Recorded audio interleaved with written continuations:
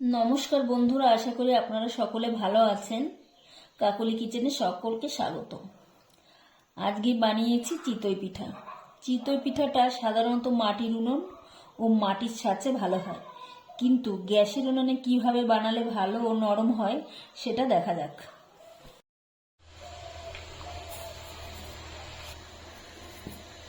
আমি 3 কাপ চালের গুঁড়ো দিলাম আর 1 কাপ ময়দা। 3 কাপ চালের গুঁড়ো আর 1 কাপ ময়দা আমি মেশালাম।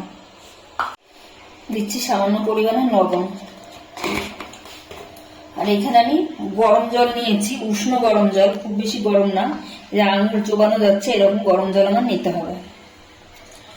এখন আমি অল্প অল্প করে জল দিয়ে এটাকে মেখে নেব।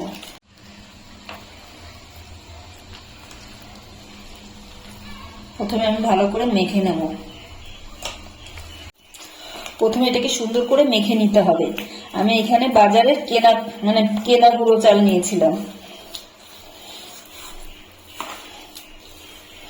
ভালো করে মেখে নিচ্ছি, তারপর অল্প অল্প জল দিয়ে আমি পাতলা করে নেব। এই দেখুন, আমি 5 মিনিট ধরে এরকম সুন্দর করে মেখে নিয়েছি। এখন আমি এটাকে ঢেকে 8 ঘন্টার জন্য রেস্টে রেখে দেবো। এটা রেস্টে রাখতে হবে, যত বেশিক্ষণ রেস্টে রাখা হবে পিঠে তত বেশি ভালো হবে। এখন আমি 8 ঘন্টার জন্য রেখে দিচ্ছি ঢেকে। এখানে আমি 1 লিটার দুধ গরম করে রেখেছি। এখন আমি এর ভিতরে গুড় দিয়ে দিচ্ছি, এটা পাটালি গুড়। গুড়টা আমি দিয়ে দিচ্ছি। মিষ্টিটা আপনারা আপনাদের পছন্দ অনুযায়ী দেবেন, কম বেশি যে যেমন খান। গুড়টা দিয়ে ভালো করে মিশিয়ে নেবো দুধের সঙ্গে।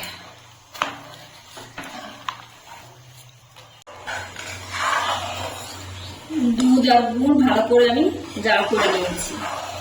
এই টকবক করে ফুটছে, 2-3 মিনিট ভালো করে ফুটিয়ে নিয়েছি। এখন আমি গ্যাসটাকে অফ করে দুধটাকে সাইডে ঢেকে রেখে দিচ্ছি। এই দেখুন, ব্যাটারটা এখন অনেকটা ঘন হয়ে গেছে। এখন আমি এর ভিতরে 1 চিমটি খাবার সোডা দিয়ে দিচ্ছি। খুব বেশি দেবো না, 1 চিমটির মতন দিয়েছি। আর দিচ্ছি 1 চামচের মতন সাদা তেল। এটা দিলে পিঠেটা সফট হবে, আর বেকিং সোডার জন্য পিঠেটা ফুলবে। এখন অনেকটা ঘন হয়ে গেছে, এর মধ্যে আমি একটু জল মেশাবো। জল মিশিয়ে আমি ভালো করে তেল বেকিং পাউডারটাকে মিশিয়ে নেব। এই দেখুন, ঘনত্বটা এরকম আছে। আমি প্রথমে একবার দিয়ে দেখবো, যদি ঠিকঠাক না হয় তাহলে পরে আরেকটু জল মেশাবো। এখন আর জল মেশাচ্ছি না, এটা আমি প্রথমে দিয়ে দেখি। আমি একটা ননস্টিকের ছাঁচ নিয়ে নিয়েছি, আমি এর মধ্যে একটু তেল ব্রাশ করে দিচ্ছি। আপনাদের কাছে যদি ননস্টিকের ছাঁচ না থাকে তাহলে কড়াইটা করতে পারেন। আমি পরে কড়াইটা করে দেখাবো, এখন প্রথমে আমি ছাঁচে করে দেখাচ্ছি। তেল ব্রাশ করে নিলাম।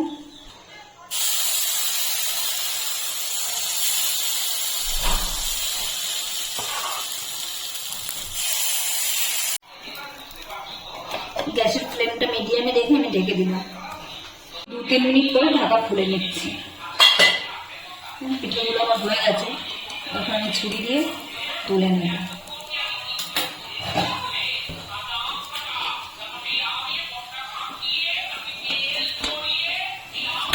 ছুরি দিয়ে এখানে থালায় তুলে নেব। পিঠেগুলো কত সুন্দর ফুলেছে দেখুন, ফুটো ফুটো হয়েছে। আমি একটা ভেঙে দেখাচ্ছি আপনাদের ভেতরটা। এই দেখুন। এখন আমি পিঠেগুলোকে এই দুধের মধ্যে দিয়ে দিচ্ছি। আমি একবার ভাজবো আর দুধের মধ্যে আমি দিয়ে দেবো। দুধের মধ্যে দিয়ে আমি আবার ঢেকে রাখবো, আবার একবার ছেড়ে দেবো। আমি আর একবার ছেড়ে দিচ্ছি।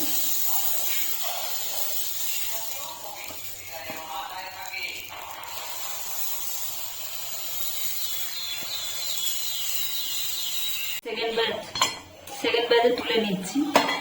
দেখুন, এটা আরো বেশি ভালো ফুটো ফুটো হয়েছে, সব ছিদ্র ছিদ্র হয়েছে। আগের ব্যাচে অতটা হয়নি। দ্বিতীয় ব্যাচ প্রথম ব্যাচে একটু ভালো হয় না বেশি। এরপরে যে পিঠেগুলো সবগুলো ভালো হবে। দেখুন সুন্দর ফুলেছেও, আর ছিদ্র ছিদ্র ছিদ্র হয়েছে দেখুন সব পিঠে। দ্বিতীয় ব্যাচে আমি এর ভিতরে দিয়ে দিলাম। এগুলো আমি সবগুলো বেড়ে নেবো। একটা কড়া বসিয়েছি, আমি সামান্য একটু তেল ব্রাশ করে দিলাম।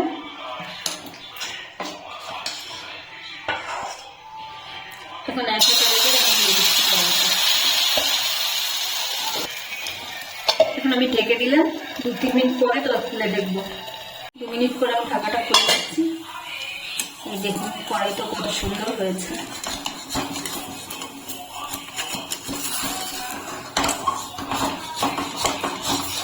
একটু লেগে গেছিল কিন্তু কোনো অসুবিধা নেই। দেখুন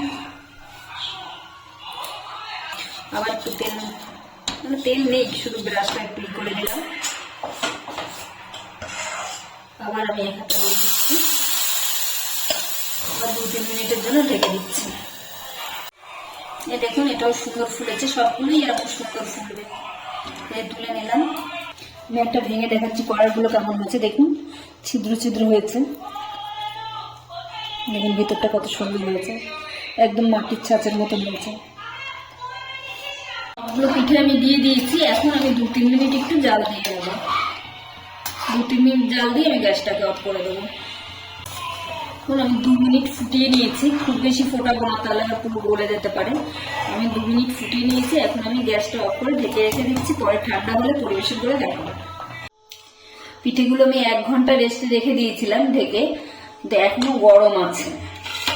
যখন বাসি হয়ে গেলে খেতে আরো বেশি ভালো লাগবে। আমি এখন একটা কেটে দেখাচ্ছি কেমন হয়েছে। কিন্তু যত বেশি, দেখুন এখনো ধোয়া উঠছে, যত বেশি ঠান্ডা হবে তত বেশি খেতে ভালো লাগবে। একদম নরম তুলতুলে হয়েছে, দেখুন ভিতরে একদম রসে ভর্তি। রেসিপিটা আমার তৈরি হয়ে গেছে। ভিডিওটি যদি ভালো লাগে তাহলে একটা লাইক করবেন, সাবস্ক্রাইব করবেন এবং কমেন্টে জানাবেন কেমন হয়েছে।